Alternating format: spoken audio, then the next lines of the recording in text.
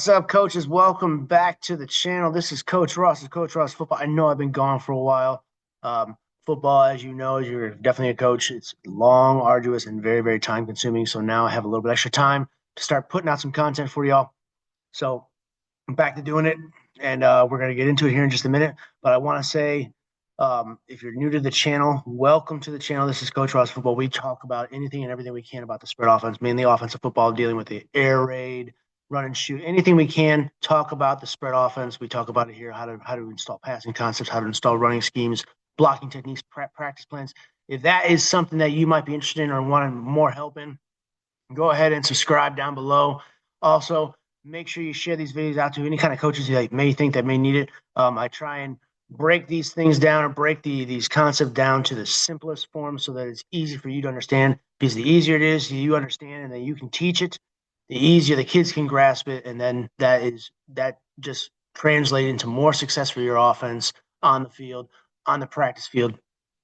So that's my goal here because that's how I learned. That's how I learned. I mean, when I started jumping down into this rabbit hole of the spread offense and especially the air raid, I wanted to learn it in its most simplest fashion and how I could translate that to my kids because the easier I can understand it, then the easier the kids can understand it and the easier they can execute it. So that's my goal here to give that to you. So if that's something you're interested in, again, subscribe to the channel. Also, give this video a like if you like it. So we're going to get into the video right now. So I have a bunch of new ideas coming out for content here in the near future.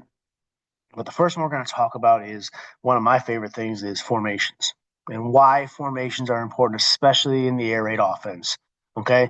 You've heard me talk about, if you've seen some of my other videos, that I want the defense thinking. I want the defense guessing. I don't want them to be able to play fast. All right. I want them thinking first, then reacting, then playing, because that's going to slow them down, in my opinion. So adding those multiple formations or using multiple formations helps me do that, could help you do that as well, because every single formation technically is a different look to the defense. It paints a different picture. And with the air raid offense, as you know, it is the whole concept is simple. We're going to get into that in just a second, but the concept is simple because it's about execution. So therefore, the playbook is not very large. So I'm a big advocate of, especially when it comes to the air raid offense, having more formations than you do plays and be able to run every single play out of every single formation. And we're going to kind of talk about that because you need some certain things to make that run smoothly. But again, the goal is that during every snap, if you can have the defense guessing, if you can have them thinking, then that gives you a very, very distinct advantage. So today I'm going to show you why those formations matter, how to use them, and exactly what you want to be looking for the pre-snap. So let's get into it. If you've seen from me or if you've seen from other coaches that are online talking about the air raid offense, they all say the same thing. I say the same thing, that the air raid is simple. It looks sophisticated. It looks like it's got a huge amount of plays. Technically, it could, but it revolves around a handful of plays and revolves around the execution. So the goal of the air raid offense is not what it sounds like. I mean, there are many, many, many, many coaches who run the heck out of the football using the air raid offense, because if that's what the defense is going to give you, if it's going to give you a 5-man box, you're going to run the football. But the air raid, again, most people think too, oh, it's just downfield passing, and that's completely not what it is. It can be, and that's what it kind of evolves into. But the main goal is to take advantage of space. Lots of spacing, quick reads, quick routes for the quarterback and receiver. High frequency of passing, yes, but they are short to intermediate throws. Okay. Multiple formations can create problems for the defense. So you taking that small handful of plays and mixing that into multiple different looks, all those looks, again, create a different picture, paint a different picture for the defense, therefore making one play look like 40 plays. And that's the whole goal, because, again, they don't know what's coming. They don't know what to expect. Therefore, they have to start thinking about their responsibilities, where they need to be on the field, who's responsible for who. So all of those things play a factor into your advantage. Okay. You can give again, it gives problems for the defense. It can change, it can have the change leverage. It can force substitutions. You can expose the coverage. All right. Again, it lets you attack the defense from many different looks using that same exact play. And we're going to show you how to do that here in just a minute. So again, like I said, I'm going to show you why formations matter, how you use them, how you set them up, what kind of rules you're going to use, and know exactly what you're going to be looking for pre-snap. So let's get into it. So in my opinion, there are three major benefits to using multiple formations. First benefit would be different formations can change it, who's lined up against who. Put a slot receiver against a linebacker and empty, okay? Versus you can put him outside against a nickel corner. You can get different matchups. And that's what we're trying to do is we're trying to set up different matchups. So you can get different matchups with it. All right.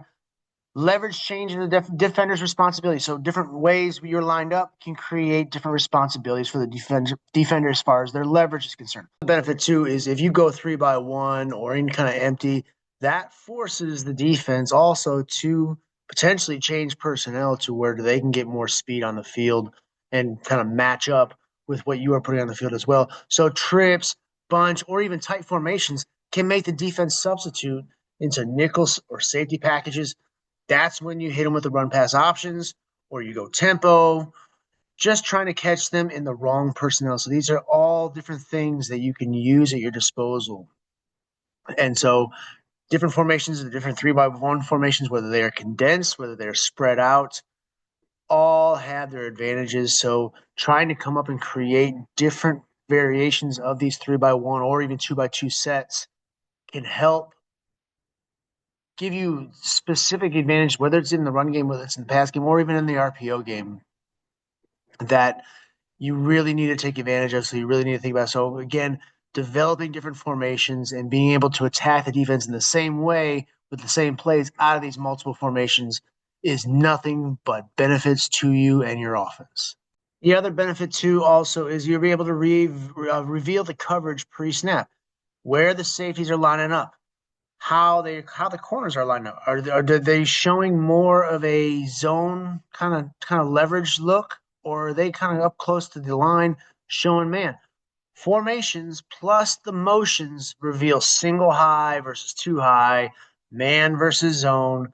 That info is gold for a quarterback's first read. So when you're talking about different formations, I'm just going to show you a few examples here on the screen here. So you're talking about doubles, 2-by-2s as an ace formation. You can use it 2-by-2 sets with H-backs.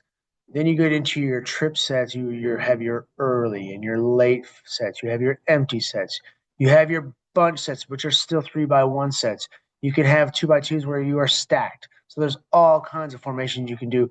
But again, like I talked about in previous videos, is my honest suggestion or honest opinion is you need to develop base rules for your offense, for specific players in your offense based on where they are aligned on the field. And what I'm talking about is if you're 2-by-2 and you run certain concepts, what is the role of the number 1 receiver and the number 2 receiver? Then you switch that over to a 3-by-1 set. What is their role? Say, for example, you're running some sort of a snag concept, and you have a 3-by-1, you're running into that trip side, obviously. What is the role of the number 1 receiver? What is the role of number 2 receiver? What is the role of the number 3 receiver?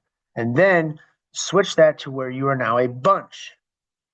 Can you still run snag? You should be able to based on how your receivers are aligned and how their numbers are. So, for example, which one is the point man? Which role is he supposed to be? How about the outside guy? How about the more inside guy in your bunch?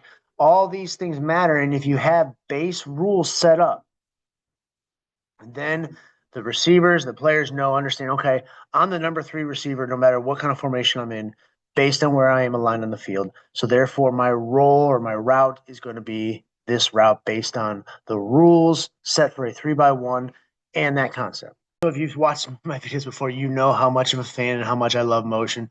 Motion is a formation multiplier. One receiver in motion can reveal man or zone just by whether they follow the receiver across or if the safeties roll down or switch coverage. However it is, they can tell you a lot just by the motion. All right, you're not necessarily trying to just move people. You're trying to get an idea what the defense may be in, and their movement is a tell. It tells you all kinds. So it creates a better release for the receivers. It can change leverage. You mix in motions with tempo, and you're talking about it in an adage to your offense, okay? Because motion too, especially, can start you out in one formation and move you to another formation very, very quickly before the defense even has a chance to respond. And so, therefore, again, that all falls in the line too. Is now all of a sudden you've shown them one picture, now you're changing the picture and you're changing it real quick, and then immediately you're snapping the ball. They have to process what they just saw. They have to process what just happened, and then from there, their roles and responsibilities may change. So now you have the defense again thinking even more, which, if you go back to the early portion of the video, in my opinion, if a defense is thinking as opposed to just playing fast and running their roles and responsibilities, their speed on the field is going to be drastically diminished because they have to think and reprocess what the new information is that they have that they're seeing in front of them based on what their roles are and how all that translates. And they have to process that any kind of information in a split second. And at that point, they could be out leveraged, they could be outflanked, and then there could be receivers wide open. So that's why motion is, in my opinion, so important. It's not just to move people. It's not just, okay, you didn't get somebody to move. So what? So what? That's what I'm trying to do. If I move a motion, maybe I'm trying to see if it's man or zone to kind of give an idea of where they're going to line up. It's not just to move people, it's to outflank people. There's a multitude of reasons why you use motion. It's not just for one reason. So motion is a huge, huge tool that you can use to add into your formations, to take away a formation, to switch a formation. So if you've seen my videos before, you know how much of a fan and how important I think motion is. Now, with these new formations, obviously it does change the launching point. So, for example, say you're in a straight 3x1 set, but then all of a sudden you switch to a bunch set that is tight on the same side of the field. So, for example, you were an early, now you go to early tight bunch. You're still 3x1 to that right side, but if you call a certain play out of the normal 3x1, and then all of a sudden can you call the same play from that tight bunch? The answer is yes, you can. You need to teach your receivers to run the same concept with formation specific nuance, which means stems, releases, and spacing change, but the concept stays the same. Okay, so in other words, their launching points, whether you're running, like, for example, snag, the launching points may change, but the landmarks, where they have to get to, how they stress the defense still stays the same. It's just that they are taking off from a different point on the field and a different angle. But all of it still stays the same. The rules still stay the same. The concept stays the same. All right, just the look for the defense. That's the whole beauty of using motion. That's the whole beauty of using multiple formations, because the play doesn't change. The only thing that changes is obviously the launching point if it's a passing game or a passing play, and the look to the defense. What I just talked about is important to make sure you are drilling that in practice. That is important to do. All right, explaining and teaching how the concept is played out, but explain also too that even if you're a tight bunch or you're in regular 3x1 or whatever it might be, where you have to get to as a receiver doesn't change. You still got to get to that same spot because it creates a space. All right, you're just taking it off from a different angle, a different portion of the field, but everything still stays the same. So I recommend too, when you're working through these group, whether it's routes on air, whether you're doing 7-on-7 or you're actually doing team, you should be drilling you should be drilling concepts in multiple formations a day. So receivers don't have to relearn their routes. They can adapt. They can adapt the stem, and they can also finish. Okay, so they need to make sure that you are doing this stuff in practice, because obviously, especially with the air raid, the beauty is in the practice and how it's ran. Okay, so make sure you are getting multiple reps with multiple formations so that they understand that their launch points change, but their landmarks stay the same. Go ahead and give you a couple examples of how this helps with game planning. Okay, so early in the game, you want to show multiple formations. All right, doubles and tight looks, whatever me. I would show a lot of different formations because you want to see how the defense aligns. All right, you're getting a lot of information as well as they're gathering a lot of information as well too. So you see how a defense lines up to a doubles formation. You see how they line up to a condensed formation. You see how they line up to a 3x1 set. All right. Do they bring single highest safety? You can go empty and attack the seams. Whatever it might be. Okay, you want to see how the defense responds, reacts, and aligns to certain formations because then from there you can say, okay, I have this, I can take advantage of this because they're weak here, or maybe there was a player that you saw on film that you think you can attack, and all of a sudden you can expose him with a matchup where you can move a player around in motion to match up with that weak defender and take advantage of that. So showing things early and often is a definite must because you can learn a lot of information and learn in game how you can attack and how you might want to attack and where you'd want to attack. Another scenario is too, what happens if the opponent blitzes a lot? What if they're a heavy blitz team? I mean, me personally, I would love it if they blitz a lot because obviously you simply just replace where that blitz came from with a receiver. And so we just take the space that they're giving us. So I hope they blitz a lot, but use a lot of bunches, a lot of screens, formations that slow down the blitz lanes and give the quarterback quick, easy routes. Right. So you have a lot of hot reads or man beaters because more than likely, if they're sending some sort of a heavy blitz, they're probably going to be playing man behind the bees. It's tough to play a zone like that, especially in high school. So they're probably going to be manned up. So therefore, you should have man beaters on the outside that can replace those blitz. Another scenario would be if you need a chunk play, trips with vertical stretch or a post or a cross combinations. Use motion to free the outside receiver. Okay, so you can really put stress in that corner if you throw two receivers at them, whether they're crossing routes or you motion a receiver all the way to the outside, and all of a sudden that corner doesn't know who the number one receiver is. So therefore, you have two receivers. He's got to choose, and making him choose wrong. So these are you can create chunk plays using these kind of formations as well. Then you combine those formations with motion, and it's that much more effective. All right, so here we're going to talk about it here and just show you a couple of examples here. Here's just a basic 2x2 set here. Call this ace formation. Now we can run the running back in the pistol. We can put him sidecar or however side we want, depending on what we are doing. So basic ace formation. But how do you change this picture? How do you change this picture with it just being a 2x2 set? What happens if we stack the receivers? We stack the receivers. How does the defense align to it? Okay, so a straight 2x2 set like that. How do they do it? Because does that pull two defenders? All right, does that pull a corner and possibly the safety or an overhang over further? Do they apex it right here in the middle? Does that pull defense out? Because if we can pull defenses out even further, then that creates natural running lanes here on the inside. We can run some sort of bubble screens here based on how they align to it as well. So there's multiple things you can do just with a straight 2x2 set. Okay, so we come back to it here. What happens if we are in some sort of H set here? Now we have a 2x2 like this. That pulls another defender in here. We have more strength of the run game here as well. So multiple 2x2 sets here as well that we can do. So now we can get into 3x1 sets. So what do we do with 3x1 sets? We have straight on just easy 3x1 set here. All right, so one thing I want to kind of go over here is how 3x1 sets work. But first, before I do that, let me just kind of go bring him back, and we're going to talk ace here for a minute. And I'm going to break it down with just kind of two just concepts and how I would call it, how I would play it, and how it would stay the same. So say, for example, we're running four verticals. All right, so we have our four vertical concept, and that's supposed to be up the numbers here. Okay, we have our outside release hash. Okay.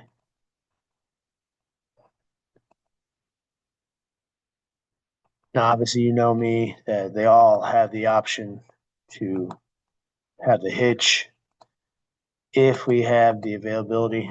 So you know that my normal four words includes that. So 2x2 set would be like that. How does that work if we say, for example, we are in stack? If we are in stack, just to show you how that works, say, for example, we go stack. Can we still run four verticals? Absolutely. Sure can. All right.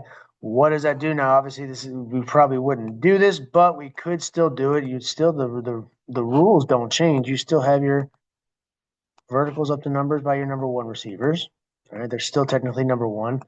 And then you can get up the hash this way. depending on how they align it. And then you can sort of tag it, or you can even do some sort of switch where all of a sudden now number one receiver can go up the hash and number two can get up the numbers. There's multiple things you can do with it. You can still run it the same way. It does not change. Okay? Does not change. All right? The only thing changes, again, like I talked about earlier, is the launch point and the picture for the defense. 3x1 set is kind of where the rules have more of an effect, in my opinion. Okay, so for me in my offense, when I call an offense, simple rule is typically if you're running some sort of half field concept like your snag, like your stick, that number three receiver is always that flat route, always a flat route. Okay, unless it's tagged, otherwise, always the flat route. So what do I mean by that? So if we were running snag here, all right, he's got the flats. We have our stick here, or excuse me, our snag route. We have our corner here. All right, just like we would normally run out of a 3x1, that obviously tells the back, okay, his rule is I have three receivers. I am swinging away, or I'm staying in the pass pro. We have our man beater here on the inside. Okay, it could potentially turn into a vert as well if we need it. But that's an original 3x1 set. And typically in my offense, all right, it would look like that. The rules stay the same. So the rule is three receiver has the flat, two has that concept, and then number one typically is part of the concept or is that vertical outside release go ball. Now, how does it change if we change the look? So for example, let's just say we want to go bunch. Okay, so we'll keep him out here. We'll have our bunch. And the way I number it here, is we have 1, 2, 3. So that's how we number 1, 2, 3. So number point man's obviously number one, and we go 1, 2, 3. So we go to the inside, 1, 2, and the back out. So that's how I would number it. So again, if we were to run, we wouldn't run snag out of a bunch that far outside. But say, for example, we ran stick. Okay, we would still have our stick route here. Okay, our mandatory outside release. Now, instead of a flat route, since he's already outside, all he has to simply do is just run a little screen right here. See what that does. Now, obviously, if the corner travels with the vertical route, okay, that stick more likely is probably going to be open because they're probably going to put an overhang right here to apex, and they'll probably have a middle linebacker here to where there's going to be a window in this area right here in the field where that stick sets up. But what does that overhang do? Does that overhang shoot to the stick? Does he drop down and grab number two? Or excuse me, number three? All right, again, you're still playing the game with that same player that's more than likely going to be apexed right there to help out with the bunch. You're going to move them over because you're bringing those three receivers over there that far out wide. It has to drag another player. It's probably going to even drag a safety to the hash. So that's the same concept right there is how we would run it. So, but if we were to move that bunch just a little bit more, so if we were to move that bunch a little bit more, and we'll move it a little bit more inside. So we will move the bunch ever so slightly, not entirely tight bunch, but it's still bunched in like this. Okay. What do we do? Well, we can still run our half field concept. He would still have the slant sit, almost turn into a stick right there. He can kind of flare out like this, almost like a bubble, and we would have our corner route. So it's still snag, still the same way. It's just, again, just launching points and angles are a little bit different, but the roles, the responsibilities stay the same. Still stays the same.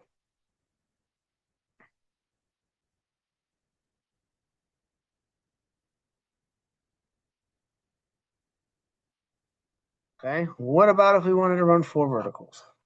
What if we wanted to run 4 verticals? Then we'll go back and we will actually go back to our normal 3x1 set here. Just to show you the basic rules for 4 verticals. So again, mandatory outside release. He's getting up the hash. Okay. We have our crossing route here. He's getting to the opposite hash. We have our verticals this way. It's supposed to be up the field. Right there. All right. That's the base rules. That's the base rules for four verticals, obviously minus the hitches, sit downs. Okay. What if the formations change? The rules still stay the same.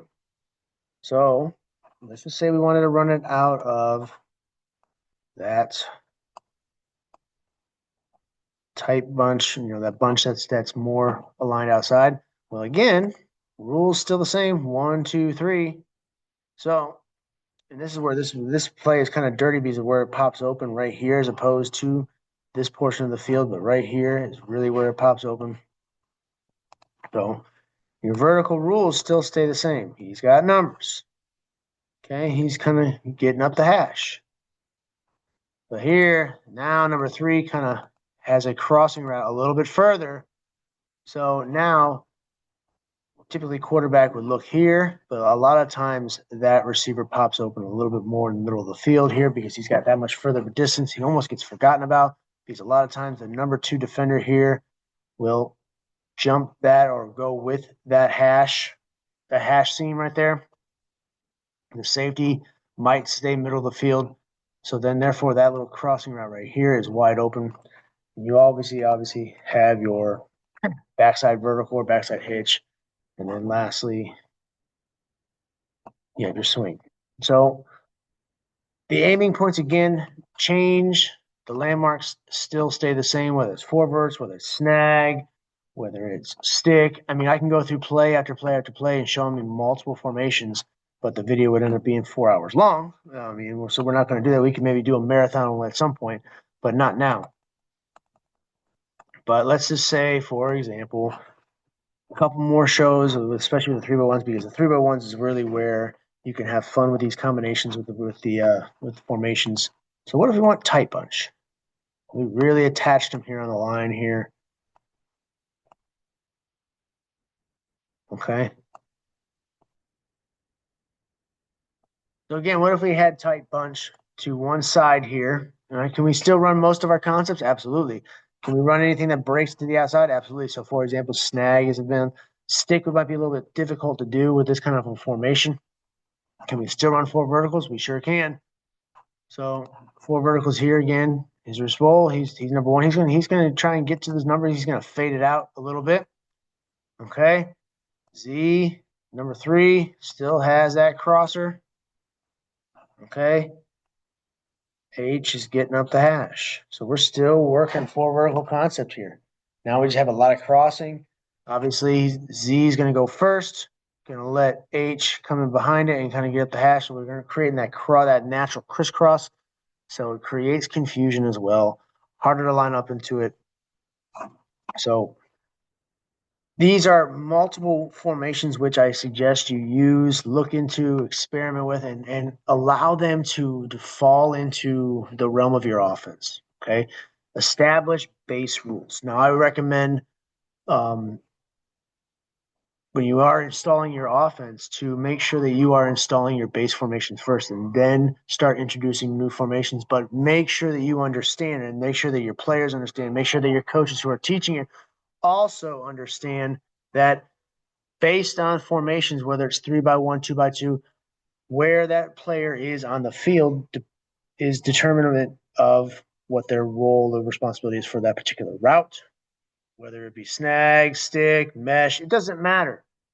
But make sure they understand that, and also make sure that they understand their roles and their rules for 3x1 sets. So, for example, like I said, in my offense, now it could be different for somebody else's, but my offense, the number 1 receiver always has this particular route.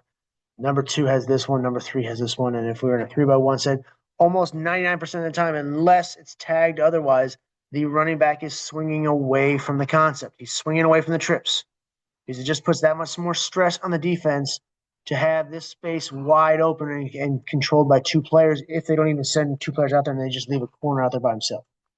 So those are base rules, and it doesn't matter where we are in the field. If we're still in the 3x1 set like we are here, that running back still swings away. Still swings away unless he's told otherwise, unless he's tagged otherwise as far as pass protection. If we're getting our butt kicked up front, he keep it for pass protection. We can give him any kind of route he needs. We can tag anything to him. But if we didn't, he knows that his base rules are I swing away from trips. And so the receivers here just need to know, okay, this person's always number one, number two, number three in a bunch. And same thing would be for example, a stack look. So if we went stack here, let's just say we stack, we're just going to put it in the middle. H would be number two, Z would be number three. All right. So now, the rules are still the same. Rules are still the same. So if we have four verts, still going to be the same. There's hash right here. We have our crosser coming across like this. Okay. Four verts still the same. Stick still the same. Okay. 1, 2, 3. Those are the roles responsibilities. It's a 3-by-1 set, so therefore that tells the running back I'm swinging away. Okay, but now it's a different look to the defense because they don't know how to align to this. Their responsibilities change, and they're not quite sure how to match up to this. All right, one thing you can do really, if you really want to mess with them, is maybe even start in a typical like early set, normal 3-by-1 set, where you have it like this. And all of a sudden the quarterback says shift. And they shift. Right? They shift down like that and shift, and now we're ready to go. Away we go. And then maybe that's built into the play call, and you just call that. So you start out early and then you shift a stack right. And then boom, here we go. And now we're going to, and at this point, once they're shifted and you have it all like that, now the defense has to worry, okay, now the picture has changed. All right, so now our responsibility, and while they're trying to process the information, the ball's being snapped. Ball's being snapped and they're not ready. Okay, because again, the offense doesn't have to wait for the defense. So just these little examples like this are huge tools that give you huge advantages in your offense while you are calling a game, while you are prepping your offense, while you are making sure that you're doing everything right to plan and then eventually execute. There you have it. That is the formations and why I think you need multiple formations, especially within the air raid offense. I hope you liked the video. Make sure you drop a like if you liked it. Also share this video. And if you haven't done so already, make sure you subscribe to the channel. It really helps me out. And I'm back, ready to go, ready to put out some more content. You also make sure you stay tuned and look for the new content that's coming. If there's any ideas that you want me to start looking into, possibly doing a video on, drop them in the comments below. Until then, I will see you all in the next video.